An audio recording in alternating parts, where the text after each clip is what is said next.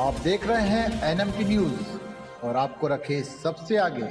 उदय सामंत ने शिवसेना नेता रामदास कदम और बीजेपी के रविंद्र चव्हाण के बीच विवाद पर दी प्रतिक्रिया। बोले, महायुति के लिए महाराष्ट्र में आगामी विधानसभा चुनाव की तैयारियों के बीच महायुति के भीतर विवाद गहराता जा रहा है।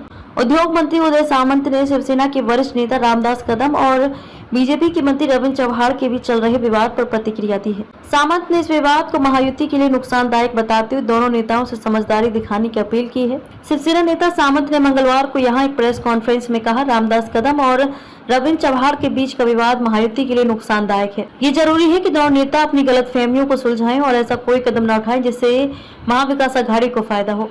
मैं देवेंद्र फडणवीस से उम्मीद करता हूं कि वे रामदास कदम की गलतफहमी को दूर करें।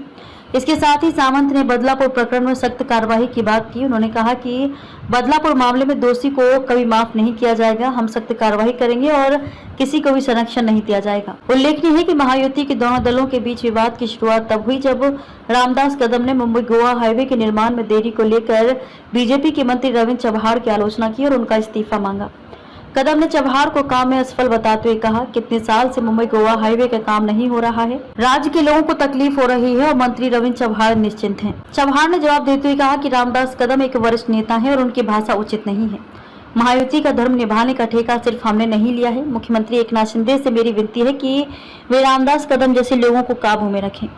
रविंद्र चव्हाण जो बीजेपी कई महत्वपूर्ण मिशनों का हिस्सा हैं, अक्सर पर्दे के पीछे रहकर पार्टी की रणनीतियों को आकार देते हैं। चुनाव की रणनीति और महत्वपूर्ण पदों पर उनकी भूमिका को देखते हुए ये विवाद महायुति के समन्वय और रणनीति पर असर डाल सकता है। महाराष्ट्र में आगामी विधानसभा चुनावों के मद्देनजर इस विवाद का समाधान महायुति के एकता और प्रभाव के लिए महत्वपूर्ण होगा। आप देख रहे हैं एनएमटी न्यूज और आपको रखे सबसे आगे।